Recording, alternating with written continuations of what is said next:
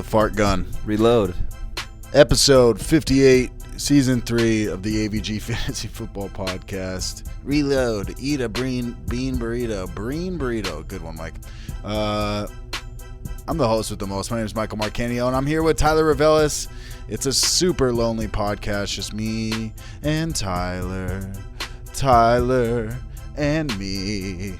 We're doing things a little bit differently this week, but we're going to go over some matchups. Instead of doing every single game, what we're going to do is just basically pick guys that we really like this week, that we're willing to start, that are kind of like speculative ads. I feel like you know to start Zeke. You know to start, Patrick Mahomes. These guys you already know. You got to throw them in your lineup. But then there's all these flex guys that you're not sure of, and we're here to let you know whether or not this is the week to play them or this is the way to sit them. So, that being said, we picked some from each different position: quarterbacks, running backs, wide receivers, tight ends. So yeah, we're just gonna go through them like that. Guys we like and guys we don't like to start or sit this week. So that being said, before we start the podcast, go ahead and follow us on Instagram, follow us on Twitter, subscribe to us on YouTube if you haven't already. Leave us a review on the Apple Podcast app. That helps us out big time. It boosts up our podcast in the algorithm, and that's just the way to do it. And we just are super appreciative if you are able to do that for us. We give you the knowledge you need to win your fantasy league, and you give us the support you can give us. And beers. You give us beers. Lots of beers.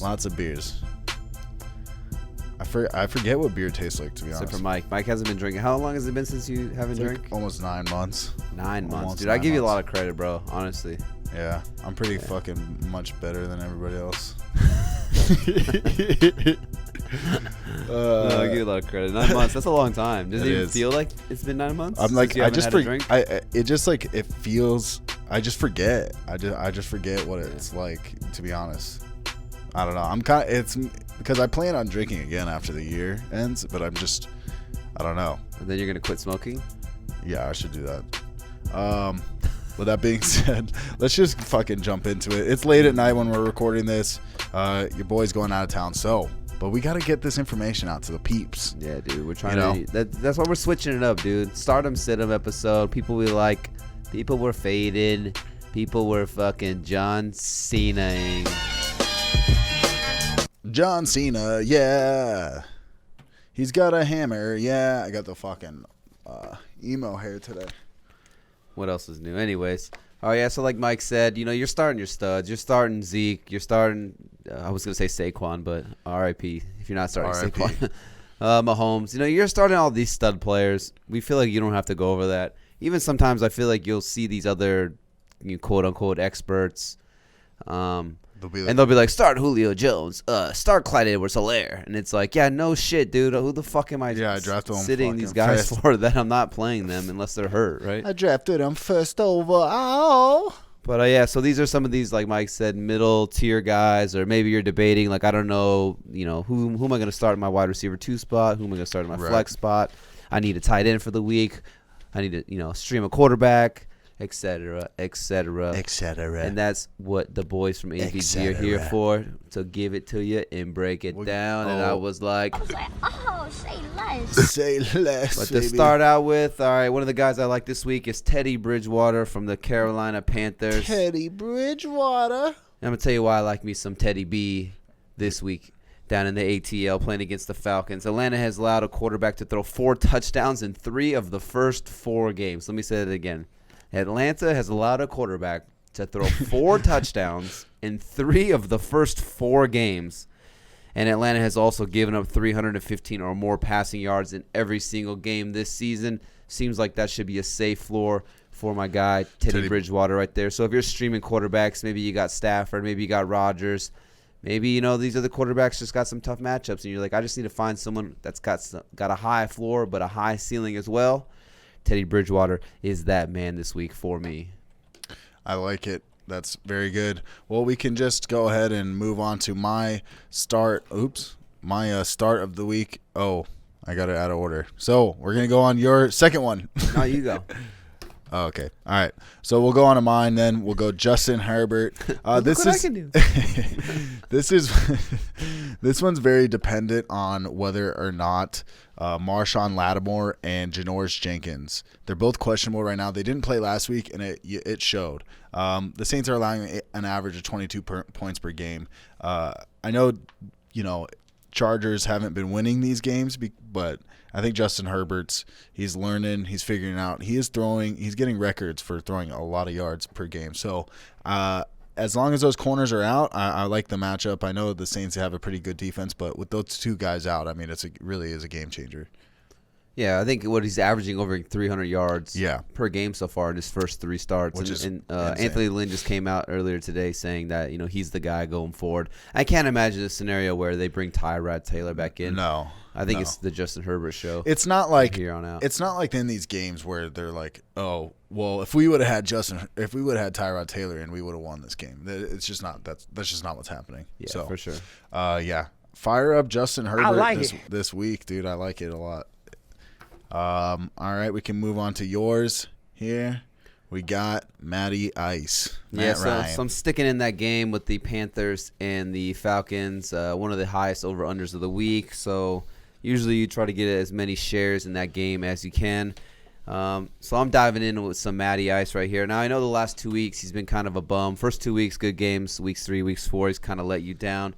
He's actually only combined for 1 touchdown in the last 2 weeks. But on the flip side, he is 4th in the NFL in passing yards right now, and he's actually on pace for 4,900 passing yards. Which is insane. That's a lot of passing yards right there. Obviously, last week, in Green Bay, that wasn't a good matchup. He doesn't do too good. And then week 3 at home against the Bears. I mean, we kind of saw what the Bears did tonight. We're recording this on Thursday night. We saw it tonight in that Thursday night game, the Bears and how they kind of limited Tom Brady. Again, obviously, Bears Tom Brady's kind of short a couple weapons, but Tom Brady Buccaneers. So the Bears' good defense is what I'm trying to say here. But yeah, I do like me some Matt Ryan. I'm expecting Teddy Bridgewater, who was my other start, to come out and put up some points against the Falcons. So the Falcons are going to have to throw the ball a lot right here. Hopefully Julio Jones can be in the game. If he's not, hopefully Calvin Ridley can get more than 0 catches, because I think that was kind of just a fluke. Yeah. So obviously Calvin Ridley is going to get more integrated and probably get another 100 yards. Hayden Hurst, you got Russell Gage there, even Gurley and Brian Hill out of the backfield. So, yeah, I do like some Matt Ryan right here as a low QB1 in what should be a shootout down in the dirty South. Okay. That sounds great. Fire me up some Matt Ryan. You'll feel you might feel weird just off of the, he only put up like 12 points last week, but I promise you it's coming. Okay, we'll move on to somewhat of a homer pick for me, but I got Big Ben Roethlisberger. He got the extra bye. He's rested. The boy's ready. He's taking on the Philadelphia Eagles. The Eagles' secondary has 4 guys on IR. Okay, and on top of that, they have a free safety and I think a cornerback are questionable too. So the secondary is a little bit beat up. They got Deontay Johnson, should be ready to go. I think that they're just going to exploit in the air. The Eagles are a little bit better on the run. So, yeah, man, I just think that extra bye week is really going to add up for Big Ben Roethlisberger. I think you can dial him up and feel safe playing him. Yeah, I like Big Ben at home, like you said, coming off the bye. Like Yeah. me some Big Ben this week. Big Ben. So we can move on to some quarterbacks that we're not really big fans of. We got Carson Wentz. This is your guy here. Yeah, I'm sitting Carson Wentz, kind of just staying in that Steelers game. You like Big Ben on one side. On the flip side, I do not like Carson Wentz playing in Pittsburgh against this pretty stout Steelers defense over here. One of the best defenses, if not the best defense in the NFL, in my opinion. But like I said, they're coming off a bye. They've had extra time and an extra week to prepare for Carson Wentz. He's down. The Eagles are down a couple offensive linemen already. Lane Johnson's playing banged up, and we've seen how vicious that Steelers front seven is and that pass rush that they can generate. I think Wentz is in for a long day right there. The Steelers have allowed 2 passing touchdowns in each week so far. But I think that's kind of like the ceiling of what Wentz can do for you right there. But on the flip side, Wentz has thrown 1 or 0 touchdowns in 3 of the 4 games. So that's not very good at all. And then also in 3 of those 4 games, he's thrown 2 interceptions. Not very good. And he hasn't topped 250 yards at all in any single game. So I would be fading Wentz. All those numbers are just no bueno, no bueno. Yeah. No bueno for Wentz. It's going to be a long day for Wentz. Yeah. I agree. We can go on to mine here. We got Baker Mayfield. Listen, he just put up 41 there. Well, he didn't put up 41 points, but the Browns put up 41 points against the Cowboys. He put up 41 seat covers because it was raining in the stadium, remember? Yeah. He's like, help me out. Extra hands. We'll get this done twice as fast. God. Fucking idiot. This guy sucks. Anyways, my bad. Sorry for Browns fans if you're sorry. Not a fan of your guy. Anyways, but Colts have only allowed 9.5 points per game to quarterbacks. That's pretty insane. That's pretty insane. So I think there's just you're gonna see what he put up last week, and you're gonna be like, oh, dude, I got to dial up Baker Mayfield. This is gonna be a huge regression this week. I want to stay away from Baker Mayfield as much as possible. Yeah, I just can't imagine him being able to reciprocate what he did last week. Yeah, I mean, he doesn't even have the best QBR or the best passer rating on his team. That's Jarvis Landry. Yeah. 1 for 1, 37 yards, touchdown. Very solid point. Very solid point you're making here. Okay. Well, we can move on to the next one. We got Joe Donkey, also known as Joe Burrow, rookie, LSU Heisman Trophy winner. Why aren't you playing Joe Burrow this week? Bro, that template is bright, just like Joe Burrow's future. But, man, I do not like him in this matchup right now. Not a short-term future. At Baltimore against this pretty tough Ravens defense right here. The Ravens defense has actually been really good against quarterbacks and just against teams in general. The only team to actually put up points against the Ravens defense is this guy named Patrick Mahomes and the Kansas City Chiefs. But outside of that, they've been super stout against quarterbacks. They've been really stingy. This is just a tough matchup for a rookie going on the road in a place like Baltimore, one of the better defenses. So, yeah, I think it'll be a long day for Joe Burrow right here. There are brighter days ahead for Joe Burrow and the Cincinnati Bengals, but I don't think this is the week to do it. I'd be looking for different streaming options outside of Burrow. I couldn't agree more. Okay, this one's Ryan Tannehill for my next sit for quarterbacks. This is my thing, is I like Ryan Tannehill, but coming off of all this IR, this COVID IR, all this stuff, I am not trusting any Titans player. I know you might think he's been doing well. The Titans are 3-0. It's going to be he's got a solid week this week. I'm just not trusting it. I could be wrong on this one, but I'm fading Ryan Tannehill this week. Yeah, I mean they're having that game with the Bills. I guess maybe we should have started the episode off with that. The reports are that the Bills and the Titans game has now been moved to Tuesday, and all of those points that they play in Tuesday, obviously the game's going to be played on Tuesday, like I said, for the 5th time in a row right now. It's on Tuesday. Those points will account for Week 5, so they're going to be for this week. But like you said, with that being said, Adam Humphries is out on the COVID list. Corey Davis is out on the COVID list. A.J. Brown's battling the banged-up knee. He should see a shadow from Tre'Davious White. This game might get canceled. For all we know, the Titans might have to forfeit it if another couple players pop up positive for COVID. So, yeah, I agree with you, Mike. I do like Tannehill, and I actually picked him up as one of my streaming options this week. But then, all these players are falling out, and all the, they're moving the game back. And I was like, all right, now I have to pivot to someone else. So, yeah, I agree with you. Fading Ryan Tannehill. Yeah, it's not going to happen. Okay, we'll move on to the running backs here. We'll go start here. We got James Robinson. Okay, sorry, I got to pull out my notes here. James Robinson could have the best matchup of the week. I know I've kind of talked shit about James Robinson in the past. Where I'm saying is that James Robinson, I don't think he's that I don't think he's like this explosive running back, you know what I mean?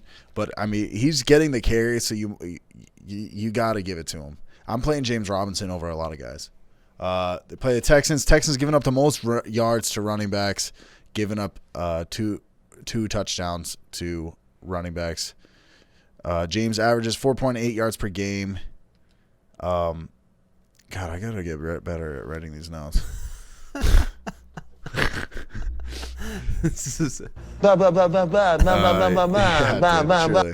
Listen, it's a great matchup, though. The Texans are literally the worst against the run. Fucking fire up James Robinson. He's going to put up points for your team. If you're on the fence, we had some people asking. We did the Thursday night live stream. What people were comparing, like James Robinson or they made a couple comparisons, and I was just like, fire up James Robinson. Yeah, for sure. I mean, I know last year, just kind of to give an example, last year it was like you start your tight ends against the Cardinals. It just didn't matter who the tight end was. When you played against the Cardinals, you were starting up the tight ends against them. You could actually just stream that tight end every single week against the Cardinals, and that would have been the tight end one for the entire season, I think. Yeah. Same scenario right here with the Texans defense. You're starting your running backs against this Texans defense. Yeah. They're just giving it up like Blair. If you don't know what that means, check the last episode or two, and I explained what that means. But yeah, they're giving it up like Blair. That is not a good thing. And I think Anthony said their Texans are on pace to give up over 2,900 rushing yards on the season. So yeah, you're dialing up. Like I said, you're dialing up your running backs against the Texans week in and week out. Do like James Robinson, especially because he's the guy. And I think we were kind of concerned that maybe Chris Thompson would get utilized in the passing downs or get some couple carries here and there. But it has just been the James Robinson show 100%. Chris Thompson is just an afterthought. He's getting receptions. He's like a workhorse running back right there. It's literally like they got rid of Leonard Fournette and then they kept that workhorse running back role. Yeah, and now his name's James Robinson. Yeah. So fired up. We can move on to the next one. I think this one's also my guy. I got Devin Singletary here, playing the Titans. This is I'm just exploiting this Titans team this week. You know what I mean? I know they're not playing until Tuesday. They're playing the Titans, who are allowing 5.8 yards per attempt. That's the highest in the league. Allowed 500 yards in 3 games, 139 yards per game. Zach Moss was limited in Thursday's practice. I know you do have a lot of time till Tuesday, so there is a possibility that Zach Moss could play, I guess. But I would err on the side of he is not going to play. So that being said, Devin Singletary is the guy, and I think 5.8 yards per carry average is going to be something that I'm going to chase. And with these Titans, they got a lot of players on this COVID IR, and like I said, I'm going to exploit that. Devin Singletary, fire him up. Yeah, I think he's been playing about 85% of the snaps without Zach Moss. But even when Zach Moss is there, he was out snapping and out touching Zach Moss. So yeah, give me all the Devin Singletary, a true 3-down back. He runs the ball, he catches the ball. And if Zach Moss isn't there, there's just even more upside for Devin Singletary. Solid RB2. Solid. Ed. Fire him up. Okay, we can move on to your guy. We got Le'Veon Bell here. This is kind of a crazy one. You might, Le'Veon Bell hasn't been the same since he left Pittsburgh. Yeah, so I just threw Le'Veon Bell in here because I feel like people kind of forgot about him. Obviously, he had week 1. I think he played like a quarter in week 1, and that was it. And then he was just kind of out with a hamstring injury. If you had Le'Veon Bell, you'd probably just been waiting for him. It was probably a really good buy low candidate if you could have pulled something off to get him, because I feel like the manager, especially with all the injuries, maybe they just needed some type of body or some type of player to throw in their lineup. Maybe you could have got Le'Veon on the cheap right there. But basically, I just threw him in here to say if Le'Veon Bell is on the field, then he's in my lineup, especially with all the injuries at the running back position. The Cardinals have allowed 4.6 yards per carry, and the Cardinals have allowed 3 receiving touchdowns, 2 running backs. That's the most in the NFL. And what do you think of Le'Veon Bell? He's one of the most elusive and versatile running backs. There was even reports of him lining up as the slot receiver. They had Frank Gore as running back, and there were some formations where they had Le'Veon Bell lined up as a slot. And the Cardinals have also given up the 5th most receiving yards to running backs. So, yeah, if Le'Veon Bell is on the field, he's in my lineup.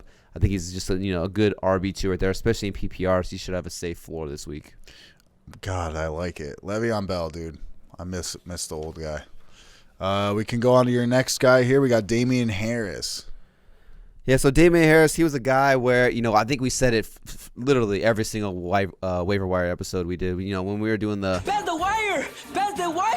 We were telling you, go grab Damian Harris. He's on IR. You can go grab him and throw him in your IR spot because you should have had a couple of those due to the whole COVID situation.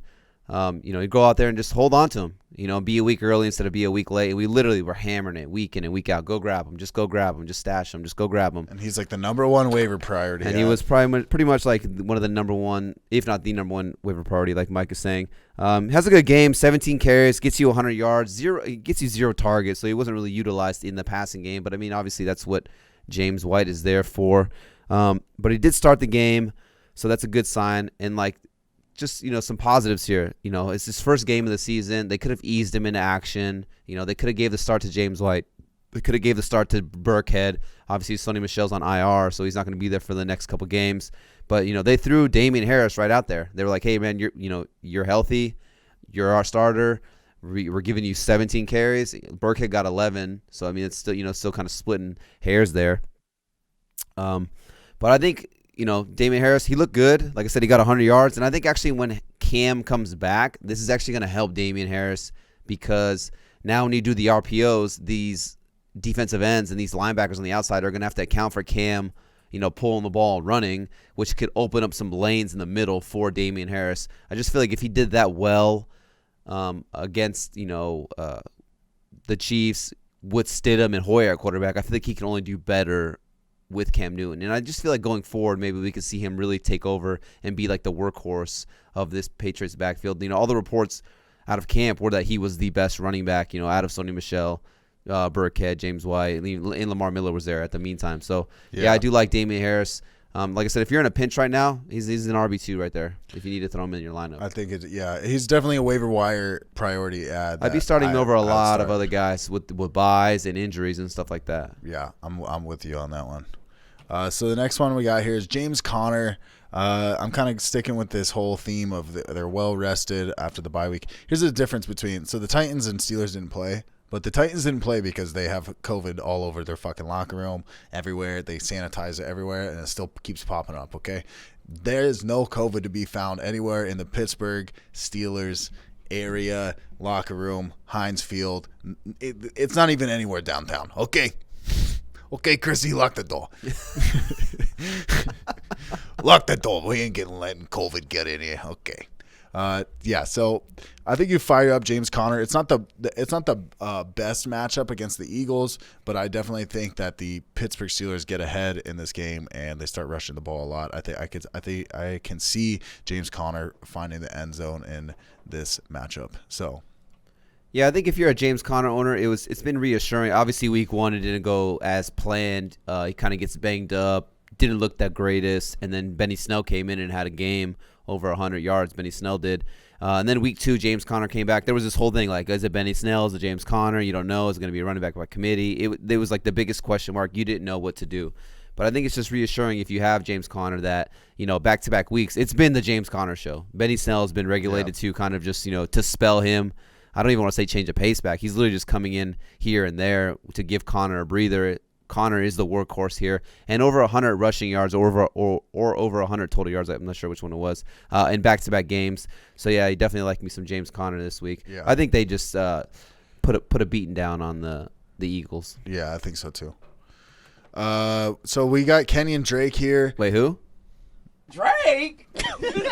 Drake? Yeah, so Kenyon Drake, that's actually, people laughing about Kenyon Drake because he really has not been doing well. He had a really decent matchup last week, and he didn't do very much, So you might be a little bit disappointed in that, but I'm with you on this one. This is it. If he doesn't get it done this week, I might be hitting the panic button, but I would assume that he does really well this week. I think you can definitely start him. I know you drafted him in the first round, and you're like, oh, obviously you got to start him, but I think this is more of like a reassurance. Yeah, we had a question on the live stream. Someone asked us who we thought the biggest running back bust so far of the year was, and I think we kind of all what? What a bust! I'm just glad sometimes I hit the right buttons without even really looking sometimes. Yeah. But all right. Anyways.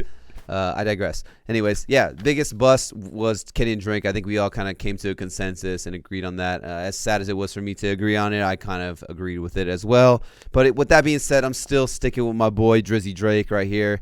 And I'll tell you why. I know these last two matchups, it has been kind of bummer because the last two matchups against the Panthers and the week 3, they had a good matchup. I can't remember who they played against. But some good matchups for them there, and he kind of didn't really capitalize on them. But just some positive notes for Drake right here. So Lions.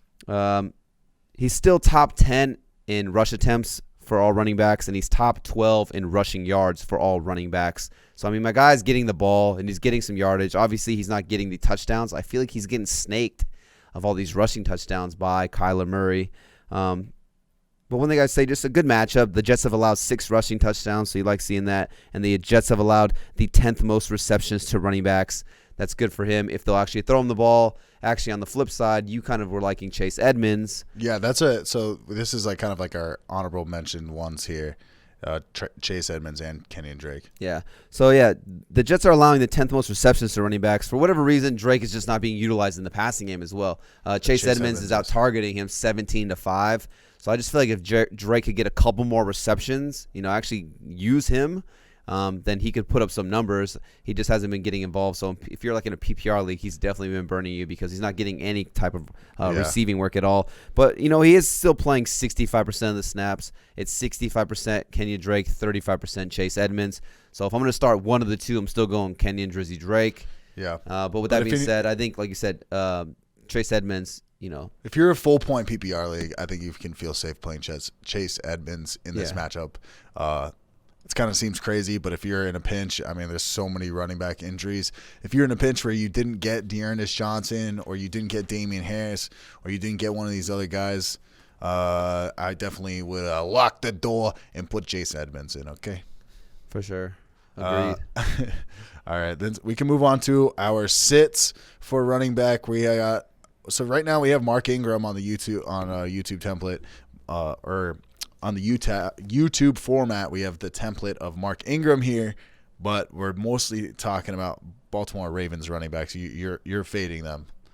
Yeah, I think Mark Ingram's probably the most owned out of the 3. You have Mark Ingram. J.K. Dobbins is owned a decent amount, I think. And then Gus Edwards, he's not really owned, but he's still being utilized. But if I told you there was a running back and he got 22 carries for 88 yards and a touchdown with a couple receptions, you would think, hey, that's a pretty good game right there. I mean, my guy just got the ball 22-plus times. What'd he get? 4 yards to carry. What'd he get me? And a touchdown. And I'd be like, yeah, you're right. That does sound nice. That's a pretty good game right there. But now what if I told you had to split all those numbers by 3? That does not look very nice at all now, because that's pretty much what's happening here. It's you have this running back thruple in Baltimore over here. I mean, the way the snap counts have been distributed is literally a 3-man running back by committee there. And if you want to throw Lamar Jackson in there, who is I joked around on the running back one. I said you got 3 running backs here in this thruple, but none of these guys are even the best running back on the team. It's Lamar Jackson. Yeah. But here are the snap counts. You got J.K. Dobbins, 88 snaps so far. Mark Ingram, 80. And then Gus Edwards has seen 70 snaps. I don't know what it is. I don't know if they're just trying to keep everyone fresh because there are so many injuries. Maybe this is their strategy going forward. Like, hey, we just got to keep everyone fresh. It's a long season, no preseason, COVID. I don't know what it is. But no running back over there has seen over 45% of the snaps in any game so far this season. It's just gross. I mean, I guess Ingram is the main guy who's people will have or potentially starting. He's just touchdown dependent. The 2 games that he's put up some decent points, he's gotten the end zone for you. But if he doesn't get in the end zone, he's not putting up enough production in terms of yardage on the ground, receiving, receptions, none of that stuff. He's actually only seen 10 carries once in 4 games, Mark Ingram. So I would just be fading all of these Ravens running backs. I would be if you could move them. I think outside of one of these guys getting COVID or one of these guys getting hurt, I just see no value in these guys or no consistent value with these guys going forward. You're literally playing Russian roulette. Who's going to score a touchdown? J.K. Dobbins, Mark Ingram, or Gus Edwards? Or is it going to be Lamar Jackson, who, like I said, is the best running back on the team? Yeah, that's I'm with you on that. That's why I have no shares of any majority of Ravens offense, to be honest, in total. But so I would fade Mark Ingram, and maybe if he puts up some numbers, maybe try and get him off the squad. That's my opinion. But all right, we can move on to mine here. This sounds kind of crazy. I'm saying sit Miles Sanders. I know if you have Miles Sanders, you're going to feel obligated to play him. But, dude, it is going to be a hard matchup against the Pittsburgh Steelers defense. Pittsburgh's rush, like, there's going to be so much pressure on Carson Wentz. Carson Wentz been struggling against, like, half-ass teams, and Pittsburgh's not fucking around. They've only allowed 121 rushing yards in 3 weeks. That's crazy. Yeah. I mean, I feel like you don't even need to see more than that. You know what I mean? So, yeah, I still think, like, you know, he has PPR upside. I think there is going to be some plays where they are throwing it over after the rush and whatnot. But, yeah, I could see a scenario where I would play James Robinson over Miles Sanders. Yeah, I agree with you on that. I mean, it sounds crazy, but I don't know. Yeah, no, I agree with you on that, actually. I think it'd be hard to sit Miles Sanders with the lack of, like, running back depth, buys and injuries and stuff like that. But it definitely tempered the expectations. Yeah. I mean, last week Miles Sanders was limited. He had 13 carries for only 46 yards. I think he got you a couple catches for, like, 30 or 40 yards. So he's a 3-down back, so he can get you some PPR value at least. But, yeah, I think the ceiling is kind of capped right here. So I think he's more of an RB2, like a middle RB2, instead of like that RB1 that maybe you potentially drafted him for. So just temper expectations for sure. Yeah, I think sitting might be a. But I wouldn't be mad at starting, to have James Robinson ranked or to think that James Robinson will Miles Sanders this week. outproduce him this week. That is not unrealistic or far-fetched at all. Yeah, which is crazy. Could you imagine us saying that in the offseason? That James Robinson would start him over Miles Sanders. Like who? Who that? We can move on to Myles Gaskin. You're telling us don't play Myles Gaskin week 5. So we go from one Myles to another Myles. Myles with a Y. Yeah, I'm sitting Myles Gaskin right here, and this is my boy because I'm a Dolphins fan. But the 49ers have allowed the 49ers have allowed the 4th fewest receptions and the 4th fewest. Sorry. Click a motherfucker down. That's what I said. Anyways, 4th fewest receptions and 4th fewest yards to running backs, receiving wise. The 49ers have allowed. And when you think of Myles Gaskin, obviously he's out there. He's been playing about 65+% of the snaps. You know, he's kind of utilizing the passing game and the rushing attack as well. But I feel like kind of his bread and butter to give you that safe floor, especially in PPR, is, he'll get you about 4 to 5 receptions for, 30, 40 yards, whatever it may be. And then he'll get you another like 40, 50 yards on the ground. But, they're telling me these 49ers are pretty stingy in terms of, allowing receptions and yardages. I can't even talk right now. And yards to the running back. And then the 49ers have only allowed 1 rushing touchdown to running backs, and that was back in week 1. So, yeah, I just don't like Myles Gaskin this week. I get it. It's tough. You're in a pinch. Maybe you need to start him. But, yeah, I would be fading Myles Gaskin this week. Yeah. I couldn't even talk right there. No, it's okay. I got you, dude. I got a brain. We can move on to my guy here. Oh, got these. Oh, yeah. We got the Chargers running backs. We got Josh Kelly and Justin Jackson. I know Josh Kelly's getting a lot of reps. You might be excited about it. You might have picked up Justin Jackson this week off a waiver. But they're playing New Orleans, and they held Josh Jacobs under. I know Josh Jacobs actually put up like 80 yards, I think, against him, but he had 27 carries, and they held him under 100 yards.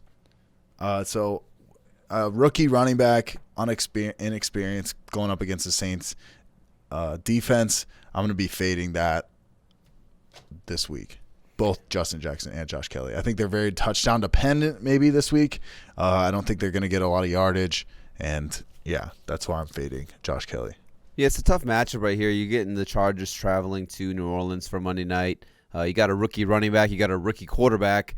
And, you got a lot of veterans on this Saints defense. So, yeah, and I think this will be more of a running back by committee. I'm kind of curious to see how they'll split the carries between Joshua Kelly and Justin Jackson, because I don't think it's just going to be all Joshua Kelly, no Justin Jackson. I think this will be a full-blown like 50-50 split right down the middle, running back by committee going forward. Because they're used to having the pass catching with Austin Eckler, and then when they had Josh Kelly, and then before that was Melvin Gordon. And it feels like Justin Jackson's not really that pass catching back that replaces Austin Eckler. So it's not like, so I think they split it kind of weird. I agree. You don't know what you're going to get with these two. Okay. We can move on to your guy. We got these are guys that we're fading here. Latavius Murray, you're sitting him this week. Tell us why. Yeah, I'm sitting Latavius right here. Same game, playing against the Chargers. Pretty stout front seven. You got Bosa, Melvin Ingram. They got the rookie out of Oklahoma, Kenneth Murray. And then they got some good secondary pieces over there as well. Some good numbers on Latavius Murray. Obviously, he had the 2 touchdowns last week. Big game for him. I just don't know how many players were actually starting Latavius Murray. Probably got all those points on your bench right there. But he has seen 12 or more carries in 3 of the 4 games. So he's kind of I don't want to say he's feeling that Mark Ingram role of what was before with the Saints, but I mean for a guy to be getting 12 carries, in 3 of the 4 games, that's pretty decent, especially for how thin the running back position is now going forward. But he is kind of touchdown dependent. Obviously he had the big game because he found the end zone twice last week, but in the other 3 weeks he didn't find the end zone. Kind of puts up under 10 points in each one of those games. And I'm just kind of saying he's touchdown dependent for a reason, saying if he doesn't find the end zone, he's not going to put up points because the Chargers have allowed 0 rushing touchdowns to a running back so far this season. And Latavius Murray is not even the best running back or the starter on his own team. That's Alvin Kamara. And then also the Chargers have only allowed 18 rushes per game. I know I just said Murray has seen 12 or more rushes in 3 of the 4 games, but if the Chargers are only allowing 18 per game, you're telling me then if Murray's going to see 12, then Kamara's only going to see 6. That's probably not going to be true. That'll probably be flip-flopped. I'm expecting Kamara to see around 12 to 14 rushes, and then maybe Latavius Murray only sees like 8 to 10 at the most. And then, like I said, if he doesn't fall in the end zone, I don't like that. So it's nice to see Latavius getting that many carries, but, yeah, definitely better matchups ahead. I'd be fading Latavius in this matchup on Monday night. All right, we can move on to my guy. Okay, so Phillip Lindsay, he should be back off the toe injury this week, but they're playing the New England Patriots. The Patriots defense, we talked a lot of crap on them this year because they're missing out on a bunch of players. The Patriots have only allowed 1 rushing touchdown to running backs in 4 weeks. I think Phillip Lindsay's coming off the injury. I think that they have something going with Melvin Gordon. I don't think that they're just going to rush him in there and have him play a full load. So that's why I'm going to temper expectations on Phillip Lindsay, and I'm not going to play him against the Patriots defense. I agree. I think you can't not. You know what I'm saying, bro? Okay, we can move on to the wide receivers. Wide receivers who we're going to start. We're going to start Robbie Anderson. I called it beginning of the year. I don't want to stroke my own ego, but I'm going to right now. Robbie Anderson is doing really, really well this year. Falcons allowed 4th most receiving yards. Their secondary is riddled with injuries. They're literally signing guys off of practice squads from other teams. Robbie's averaging 13.5 yards per reception. He averaged 19 yards per reception against the Raiders last week, who also has a kind of rough secondary. So that being said, dial him up against the Falcons. Falcons are just giving it up like Blair. I got to give it up to you. When we were doing the draft process, you kept saying, like, why is no one talking about Robbie Anderson? Like, Robbie Anderson, you were the one who kept saying it, not me, not Dre, not Anthony. I know Dre and Anthony were more on the DJ Moore hype train. I was not on the DJ Moore hype train. I wasn't even on the Robbie Anderson hype train. I just wasn't a big fan of I was anti-Teddy Bridgewater. But yeah, got to give it to you, Mike, because you did call this one. You kept saying it, like I said. You're like, nobody's talking about Robbie Anderson. Why not? Like, I don't understand. Nobody's talking about him. And I know I joked around and said it on the podcast last week, but he's the number 1 wide receiver for that team. And I know if Anthony and Dre were here, they would kind of contradict that and try to fight me and debate me on that. But I think Robbie Anderson is the number 1 wide receiver on this team. DJ Moore is kind of just like this possession receiver, everything underneath. DJ Moore has 0 touchdown upside to me. I think he's had 4 touchdowns last year, 2 the year before that, or flip flop. Robbie Anderson is this guy. I mean, he's might not be leading the team in targets, but he's leading the team in receptions, he's leading the team in yards, and he's leading the team in touchdowns. And I think Robbie Anderson is the Carolina Panther that you want going forward. If you can trade for Robbie Anderson, because I feel like it's not the sexy name, and people still feel like DJ Moore is the main guy there. They feel like they're I would lucky. 1,000% trade DJ Moore to get Robbie Anderson if I had that opportunity. Yeah, it's pretty interesting. Yeah, I'm with you on that. So yeah, you're starting Robbie Anderson. We'll go on to your guy. We got Darius Slayton. Yeah, Darius Slayton right here from the Giants. I know it's been rough for Danny Dimes and the New York Giants. I mean, they lose Saquon. This offense just looks a mess. The offensive line is falling apart. You know, Nate Soldier, their left tackle, opted out, so he hasn't been there. So this offense has just been a mess as a whole. I mean, Darius Slayton, he came out. He had the big week 1 against the Steelers, but after that, weeks 2, weeks 3, hasn't really done much. But just looking at some numbers here, I do like Slayton going forward, and he'd be like a buy low candidate for me if you can get him for something cheap or just maybe throw him in a package deal. I would be trying to get Darius Slayton on my team as much as possible if we could. He's actually ran the 5th most routes out of any wide receiver. So, I mean, my guy is out there on the field a ton, and he's running a ton of routes. I mean, what more can you ask for from a receiver? You know, you want him out there running routes and being able to get targeted. He's averaged 7 targets per game. And then it's just a good matchup. Dallas, their defense struggles. Obviously, Dallas can score points with the best of them. So I'm expecting Dallas to put up a ton of points at home, especially after coming off that loss at home against the Browns. I'm expecting Dallas to come out and put up a ton of points. So I'm expecting Danny Dimes to go back and slang that thing a bunch. And Dallas has actually given up 9 touchdowns to wide receivers in the last 3 weeks. So if there's a receiver that's going to score a touchdown this week for the New York Giants, I would bet my dick that it would be Darius Slayton. Dial him up. I like it. Very good. I like it. All right. And if I was hitting you up for trades for Darius Slayton, disregard everything I just said right there and trade me Darius Slayton. Truly. That's the worst. Yeah, that's the worst doing stuff like this because, everybody thinks you're trying to fuck them. I know. When you send them trades. I'll send them to you, but what do you know? Yeah. Why do you want them? Yeah, what do you know? What do you want them? I'm You're like, dude, I don't know. I just I'm fucking playing that imposter game. No. I was in the fucking corridor. I was doing wires. I was doing wires in storage. It's called Among Us. Deontay Johnson is my start for this week. It's kind of the same argument I made for Big Ben. Deontay Johnson, they've had time to relax. He had the concussion, if I'm not mistaken, and then he had a toe injury from practice, but he should be good to go after all this. And I think you're gonna see Deontay Johnson show up. He's proved that he's the number 1 wide receiver target. He's getting the most targets on the team. He's the deeper threat. He's running really solid routes. If he could just not drop the fucking ball, that would be great. But yeah. Fire up Deontay Johnson. I know it's kind of a homer pick here, but Yeah, I feel like a lot of Steelers in this matchup, Mike. Yeah, what a coincidence, huh? What a coincidence. From the guy who's the residential Steeler fan over there. Whoops. But yeah, Deontay Johnson. But I really am though. I'm starting Deontay Johnson. Oh, for sure, 100%. I mean, week 1, I think he had 13 targets. Week 2, he had 10 targets. I think Dre said the stat was he was the only player in the first 2 weeks to have 10 or more targets in back-to-back weeks. Last year, he was the number 1 receiver in terms of creating separation, number 1 receiver in terms of forcing missed tackles or missed tackles forced, however you want to say that. I do love some Deontay Johnson this week. Even though Big Ben's older, he does like to just fucking bomb it, though. Hug it. Hug it, chug it.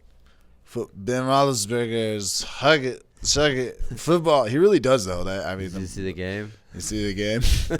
Did you guys see the game?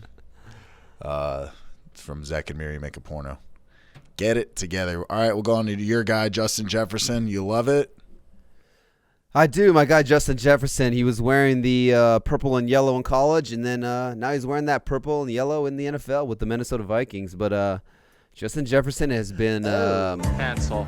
So hot right now. He's been hot like Hansel these last 2 weeks. Over 100 yards in back-to-back games. And his 14 targets the last 2 weeks is actually only 1 less than Adam Thielen. So it's kind of been a 1A, 1B scenario there for the last 2 weeks. Playing Sunday night in Seattle against the Seahawks. I'm expecting the Seahawks to put up a ton of points. Did I say that right? No. I'm just laughing about just the Seahawks stats, like after looking at them this morning. So, yeah, the Seahawks, they should put up some points. They're going to be without Jamal Adams. They're like all pro or they're Pro Bowl safety. So that's actually good for these Vikings pass catchers, Adam Thielen, Justin Jefferson, and Kirk Cousins. But the Seahawks have allowed an average. This is just to the receivers. This is not the running backs, and this is not the tight ends included. This is just the receivers. It's crazy. The Seahawks have allowed an average of 336 yards to just wide receivers. And the Seattle Seahawks have allowed 500 more passing yards to wide receivers than the second most team. So they're 500 yards ahead of the second most team. So they're just giving it up like Blair, as we say. I feel like it's so fucked up. But yeah, so Justin Jefferson dialing him up in what should be, I don't want to say it should be a shootout because Kirk Cousins always dicks it in fucking primetime games. But the matchup is juicy there. And my guy, like I said, he's coming off back-to-back 100-yard games. Definitely throwing in my lineup because he's Hansel. So hot right now. Yeah, love it. Justin Jefferson. Put him in your lineup. I know this is crazy, but I put Tim Patrick in here. Start Tim Patrick. Let's see my notes here. So star cornerback Stephon Gilmore should miss. They're playing the Patriots. The Patriots, I don't think the Broncos are gonna get it done on the ground. So I think they're gonna be behind. They're gonna be chasing. We've noticed also Ripon. What's his name? Brett Ripon. Is it Brett Ripon or Jeff Ripon? Brett Ripon. Listen, Brett, whoever the fuck his name is, dude, this guy loves throwing the ball to Tim Patrick, all right? So he outsnaps every single person on the team. There's no Noah Fant. KJ Hamburglar is out. Is that correct? KJ Hamler is out, correct. KJ and then Hamburglar. Noah Fant it looks like he's doubtful with the ankle injury. It's looking like I think Noah Fant should be out. Yeah. So Stephon Gilmore should miss. No Noah Fant. No Sutton. He's got the rapport with Ripon. He's got the most snaps out of everyone. I think you can fire Tim Patrick. I know there's not a lot of targets last week. But he was 4 for 4. So he throws the ball to him, he catches it. So, and he finds the end zone. So I mean, there's only one option. They're going to be down in this game. I think it seems crazy, but if I got Tim Patrick, I'm going to throw him in. I like it. Flex play, baby. Don't put him in your wide receiver 1, okay? But flex play. Somebody's got to catch the ball there. Like you said, KJ Hamler's going to be out. Noah Fant looking doubtful. Jerry Jeudy's there as well. Yeah. But I mean, like I said, they have to throw the ball to somebody. Yeah. And I do think it could be a big game for Jerry Jeudy too. So I think you play Jerry Jeudy as well. For sure. Tim Patrick was just kind of the little reach, But yeah. All right, we can move on to your guy, Brandon Cooks. You got some explaining to do here. I know, dude. People are probably looking at me and they're like, Tyler, Brandon Cooks? Why is everyone so fucking stupid? And I just got to defend my guy. I'm going to bat for him. I know it's been rough. I am the Brandon Cooks truther. I am the one who's been preaching draft Brandon Cooks. He's been 1,000 yards every single year, minus last year when he got hurt. Multiple systems. He's gotten it done. Brandon Cooks. That's been me. And I'm going to just defend him at least one more week. And I think if he doesn't get it done this week, then he's going to be dead to me. I'm just going to tell you why I do like me some Brandon Cooks going forward. Obviously, week 1, he only played 50% of the snaps because he was dealing with the quad injury, and then they were getting blown out by the Chiefs, so no reason to further injure the quad. So he only played 50% of the snaps. But from weeks 2, 3, and 4, he's played 90% of the snaps for the Texans, and that is the most out of any wide receiver. That's more than Will Fuller, more than Randall Cobb. He's out there on more snaps than any wide receiver, and he's also ran more routes than any Texans wide receiver as well. So you're telling me my guy is playing more snaps than any receiver for the Texans, and he's running more routes than any wide receiver for the Texans. I just feel like eventually it has to click with Deshaun Watson. I just feel like this offense is just in disarray. They fire Bill O'Brien. Maybe they can actually get things going and open up this offense. But I know it says right here, if you're looking at the matchups, it'll say green and red rated matchups. Green obviously meaning good, red meaning bad. This would be a red-rated matchup because, it's saying that the Jags have been pretty stingy against wide receivers, and they have. But that's also because they have faced the 6th fewest pass attempts the Jaguars have. So teams aren't really throwing against them. It's because a lot of times they're winning the game, and they don't really need to throw the ball on them too much. Wow. Philip Rivers, I think, threw the ball 8 times. Yeah, Fitzpatrick didn't throw the ball. I think he threw the ball 20 times against them, when they played him on Thursday night a couple weeks back. There was another one I couldn't remember where someone only threw the ball like 20 times, and it wasn't too much. But, yeah, so people aren't really throwing the ball against them. I'm expecting Deshaun Watson to throw the ball more than 20 times. I'm expecting 30, 35 times this game. And then, obviously, the Jaguars, this is kind of a stat that makes me feel even more confident for Brandon Cooks or even for like Will Fuller going forward as well. The Jaguars are allowing a league worst 77% completion percentage. So I'm expecting a get-right game for the Houston Texans in the first post-Bill O'Brien era. Dial up Brandon Cooks, a flex guy, wide receiver 3. If he doesn't get it done this week, you can kick me in the dick, and Brandon Cooks is dead to me. Yeah, lock the door, Chrissy. Chrissy, lock the door. Chrissy, this guy said start Brandon Cooks. This guy said lock the door, Chrissy. This guy told me to stop Brandon Cooks. Lock the door. Wait, let me make sure we're still on the same here. Okay, I just threw Jamison Crowder in here. Honorable mention.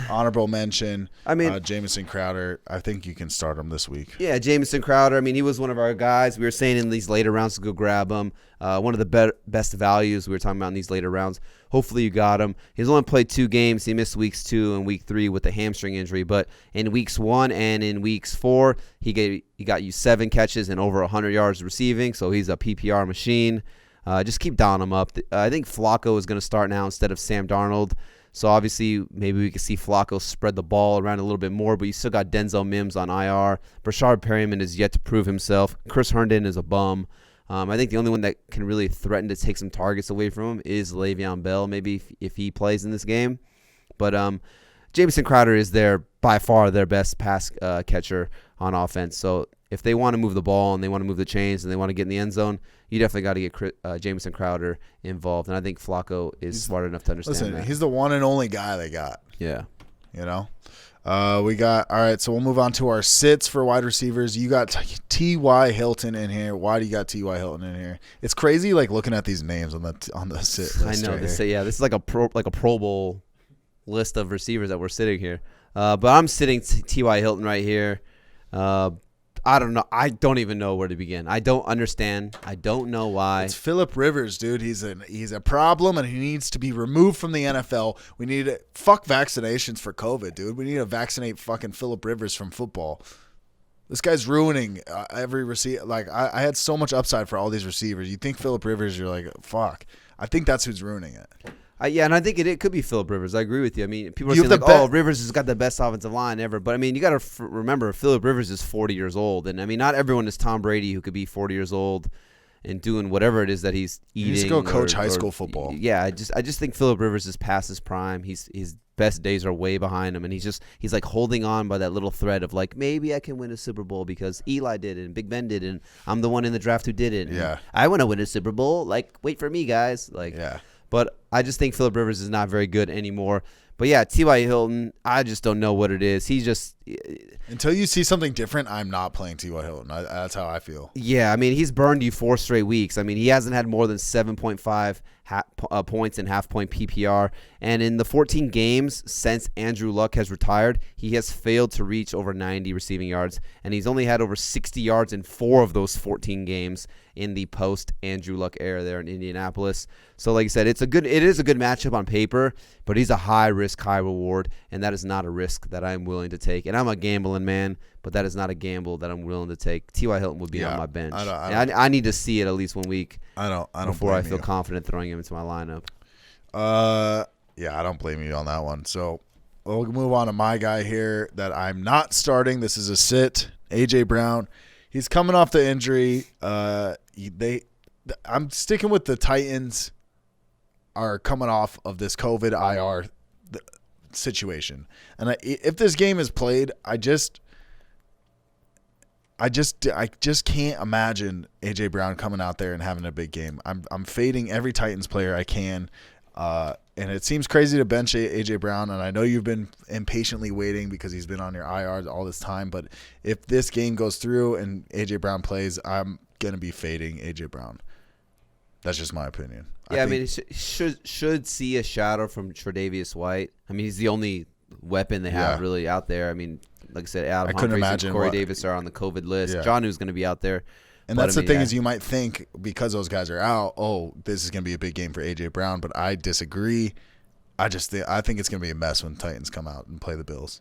Yeah, I mean, could he boom? Because that's kind of what A.J. Brown is. You know, he hits that one big play for the touchdown. But, yeah, I think I'd be fading him. I need to see it, 1 week after the bone bruise. Yeah. And then, like I said, the Tre'Davious White shadow is not something you like to see. Tre'Davious White is one of the elite premier cornerbacks in the NFL. Yeah, and it's like the Bills' receiving defense isn't like the amount of yards they've been letting come through it's not like the best, but I still just don't trust it. Yeah. But yeah, we can move on to Traquan Smith is my next sit here. Hey, is that Duquan's brother? Duquan. I was at the gym and I was doing like front raises and I was like doing it in German. I was like uns dos toista, but I thought it was funny, but I guess not. But yeah, Traquan Smith's going up against Desmond King and Casey Hayward Jr. Listen, I know I was joking about Traquan Smith because there is a lot of hype from Traquan in the offseason, but say Michael Thomas is Michael Thomas supposed to play this week?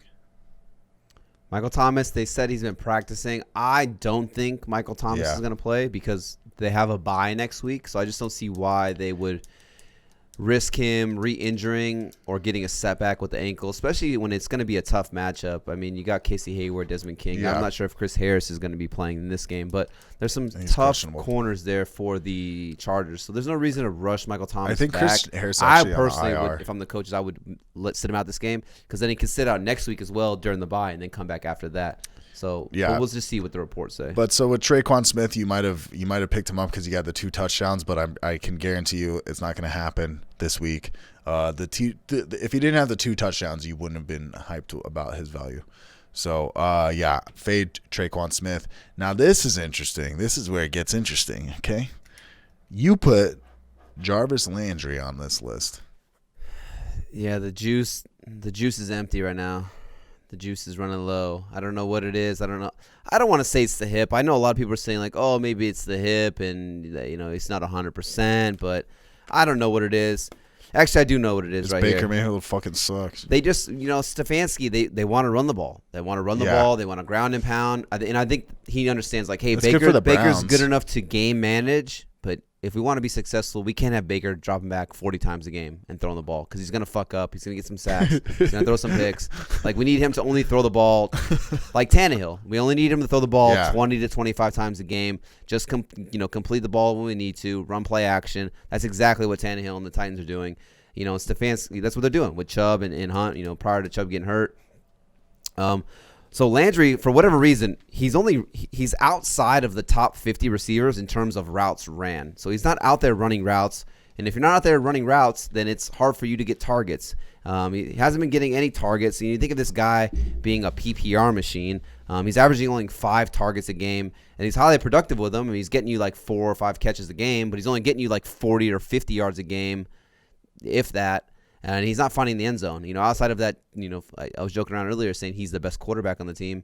Outside of that, trick play where he threw the touchdown to Odell, if he doesn't do that for you, he puts up another dead game for you. And I just can't trust a guy like that. As sad as it is to say, if this is how the offense is going to be going forward and Landry's not going to be running as many routes and getting as many targets as he normally does, I'd be trying to move on from Landry if I could, which is sad because that's my guy. And the Colts, they allow these second fewest yards to receivers, and they allow these 7th fewest receptions to receivers. So if Odell's going to be the one here, how much left is there to eat for my guy, Jarvis Landry? So I'd be fading Jarvis Landry. By the way, against the Baker Mayfield, Odell had 3 touchdowns last week. How many do you think Baker threw to him? 2. 0. 0, really. I'm pretty. I think he one at least. I think he rushed 2 in. No, he ran 1 in. He ran 1 in. Jarvis Landry threw him and the Baker. other. Yeah. I don't think Baker threw him or he threw 1. Maybe Yeah, that he was threw it. one, yeah. Sorry, I fucked that up. Okay, we can go on to another guys you're fading. We got Tyler Boyd. Why are you fading Tyler Boyd? So, yeah, like if I don't like Joe Burrow at Baltimore against the Ravens, then ipso facto, it's going to be tough for these receivers to put up some points here. If there's one receiver that I would feel comfortable playing, it'd be Tyler Boyd, but I'd be tempering expectations. It seems like Tyler Boyd is his go-to guy over A.J. Green. A.J. Green, I don't know, whatever it is. I think he had 1 catch for 3 yards last week. He's actually been out-targeted by T. Higgins the last 2 games. I don't know what it is. But, yeah, I would definitely be sitting A.J. Green in this one. I would be sitting T. Higgins in this one. Like I said, if there's one receiver that I would feel comfortable playing out of the 3, it would be Tyler Boyd just because he should have that safe PPR floor. But even then, this is a tough matchup against Marlon Humphreys. They just paid him like $100 million. You got Marcus Peters. You got Jimmy Smith. This is a good Ravens defense, and I think this is just a tough matchup for a young rookie quarterback to go on the road and play in Baltimore, a tough division game as well. So, yeah, I would just say if you have to start Tyler Boyd, temper expectations. He could throw up a dud for you. But, yeah, I'm not starting A.J. Green, and I'm not starting T. Higgins. Yeah, I feel you on that one. You gotta go with your gut. It's so fact, though. Don't put him in your fucking lineup. Preston Williams. I put Preston Williams in here. I think you would agree with me. He hasn't produced against these really key matchups. Plays 49ers, who have been stout against wide receivers. 6th best against wide receivers when it comes to fantasy points. So I'm Preston Williams. I'm just not impressed. I'm not impressed in Williams. I'm not impressed by Preston Williams. He just really seems like he just can't catch. I don't know. He just can't really get separation. He can't catch the ball. He fucks up left and right. I just don't trust it. I was excited in the offseason. I thought, when Devontae or last year, Preston Williams kind of stepped up in certain aspects, and I thought, there was a possibility that he could, come out this year and be a 1A, 1B with Devontae Parker, but I just don't think it's that way. And especially in this matchup, I don't like it. Yeah, I mean, watching Preston Williams so far this year, he does not look the same like he did last year. He's lacking the ability to create separation. He's dropping passes. I mean, he just looks terrible. I'd be dropping Preston Williams. He belongs on the waiver wire. Yeah. Okay, we can move on to tight ends here. Tight ends. We got ourselves some tight ends. We got Eric Ebron. I forgot. I can't find where I wrote it down here, but Eric Ebron's playing the Philadelphia Eagles. I know I got another Pittsburgh Steeler. Yeah, you have the whole Steeler. Start Big Ben. Start James Conner. No, but start Deontay Johnson. Well, here's Eric the thing. Ebron. There's a lot of people. There's a lot of people that have like Jonnu Smith, and that game could possibly not be going. So if you're doing that substitution little situation there, throw Eric Ebron in there. Eagles have been really giving it up like Blair to tight ends, like the worst in all defenses against tight ends, if I'm not mistaken. Yeah, I mean, you just saw Eric. You just saw Kittle have that monster game against the Eagles, and then Tyler Higbee's big game, or his only big game of the season, where he had the 3 touchdowns. That was against the Eagles as well. So, yeah, I think Eric Ebron is a nice little streaming option right here. Go grab him. Even if, maybe you want to match up based on tight ends. Like I said, I always say it. You want to be a week early instead of a week late. Eric Ebron, we touched on him in the waiver wire episode. He was widely available. Maybe just go grab him. Maybe I don't know, I need to see it first before I throw him in my lineup, T.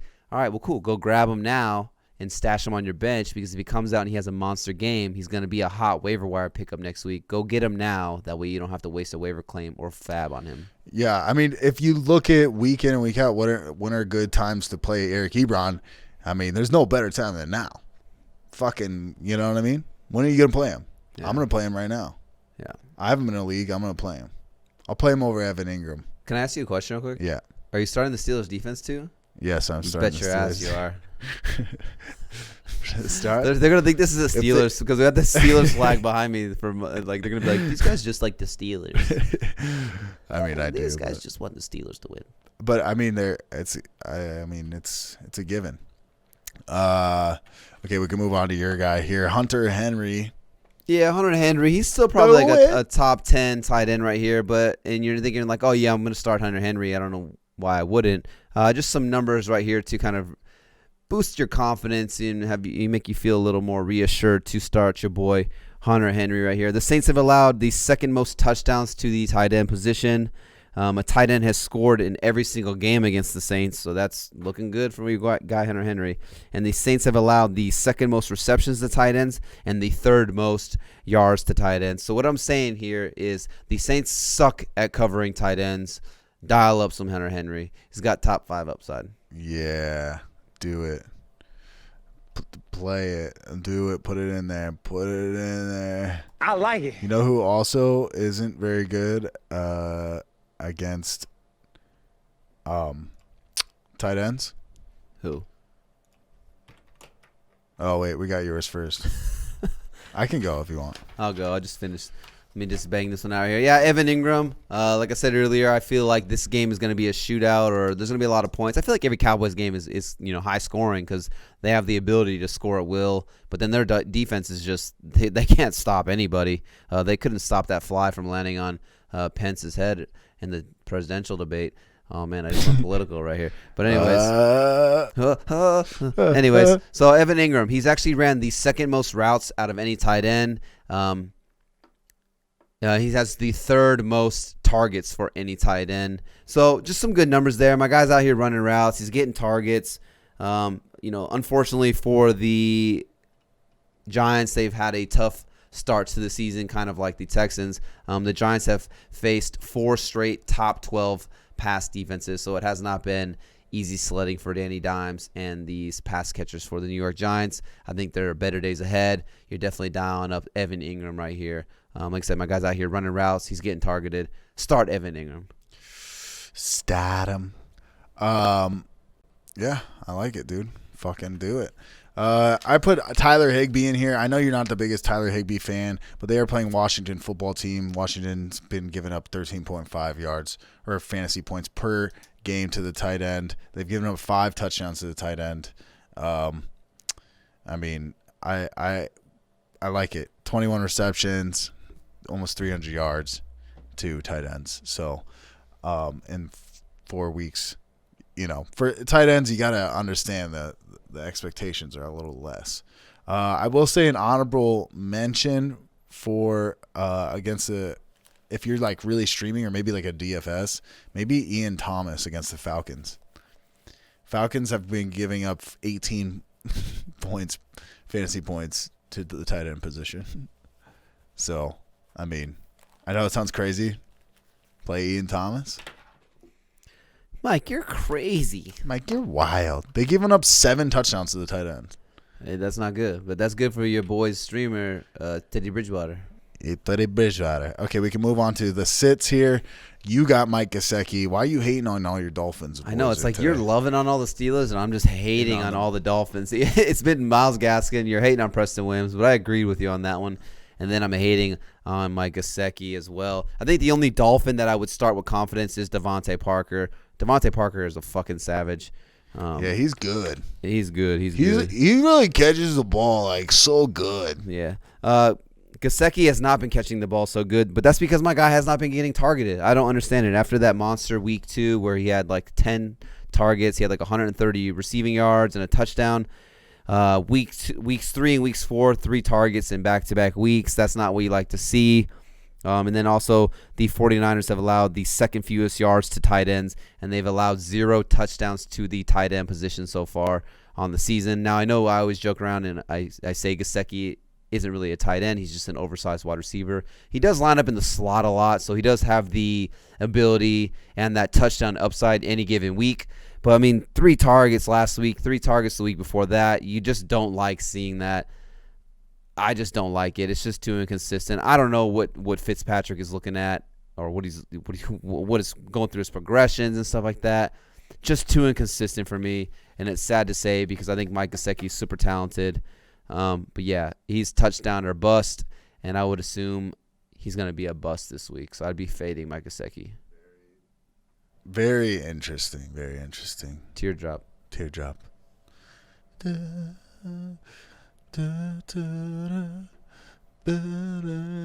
That's my sad music. All right, sit Austin Hooper. I was never a fucking Austin Hooper poopa scoopa. Hit it with the lupa fan. I didn't like this tight end going into the year. I thought he was really good in the Falcons situation. I think he found his way there, but in Cleveland, I don't think. I think it's a different story there. That being said, I know he found the end zone last week, but so did everybody on the Browns. And guess who the Browns play in week 5? The Colts. The Colts have given up 1.8 fantasy points per game to the tight end. I don't give a listen, you might be excited. Yes, I can play Austin Hooper every week again. No, you can't. Don't play it. It's not going to work. Don't do it. Sit him. Put in Eric Ebron over him. Yeah, well, I think I saw the stats crazy, up there. right? The Colts have actually given up 0 touchdowns to the tight end position as well. Only 11 receptions on the season. 11 receptions, 71 yards on the season. That's the season. So they did play the Jaguars. I will give them George that. Kittle had double that in one game. The Colts did play the Jaguars, and they don't really have a tight end. But it's like the Colts, they played the Bears. Yeah. They played, Yeah, it's just they played the Jets with Chris Herndon. I think we said it last week. Start Hooper last week because we were expecting a shootout between it truly was. I think that's the the highest Cowboys game and the Browns this year. And we're like, hey, if he doesn't score in this game, then he's just completely dead to you. But if there's one game you can start him, it's this game. Yeah. We'll see if he can get it done. Yeah. He finds the end zone for you, so I puts up some points for you in that game. But yeah, I'm back to I don't trust Hooper. There was literally like a lineman who I scored don't just trust now Austin Hooper for the in this Browns. matchup at all. If you could, I'd be trying to trade him, but I don't even know who would want Hooper. It's just crazy how he was the tight end 1 last year before he got hurt in Atlanta, and now we're talking about Austin Hooper like bench Drop him. Yeah, it's just crazy how things have changed so fast. I hate 2020. I hate it. So that's it for the tight ends. We just want to go over I just want to say, if you are looking for a defensive play, I think you can play the Cardinals defense against the Jets this week if they're available in your league. That's a good move for you. But besides that, I think that's all she wrote, ain't it? Yeah, I would just say go check the waiver wire. Obviously, last week the Steelers, they didn't play due to the whole COVID situation, the game getting canceled. But some players, they drop. They'll drop good players. They'll drop good defenses. Like I picked up the Steelers on the waiver wire in one of my leagues. I know Mike would agree. I think the Steelers are the best defense in the NFL. Now, technically, they've already had their bye, so I was thinking, okay, let me go grab the Steelers defense. And now I have my defense set it and forget it each and every week. I don't have to worry about streaming any defenses, maybe outside of when they played the Ravens and Lamar Jackson. But even then, I just think the Steelers defense is so good. But go check and see if you got like the Steelers or the Ravens potentially. Someone dropped them. You just never know. People drop all players all the time. So, go check and see if you got something like the Steelers out there on your waiver wire. Yeah, I couldn't agree. I couldn't agree more. Put in Steelers. Put them in. Lock the door. That's pretty good, though. How do you feel about that? Yeah, I like it. I like it. Yeah, I like it. There's definitely some guys, that There was no fucking flow. There's definitely some guys like that we didn't go over, but I feel as though we get, if you're listening to this right now, if you have questions about your guys, let us know and we'll give you answers to it. So, I think in that way we'll be able to make sure we can help everybody.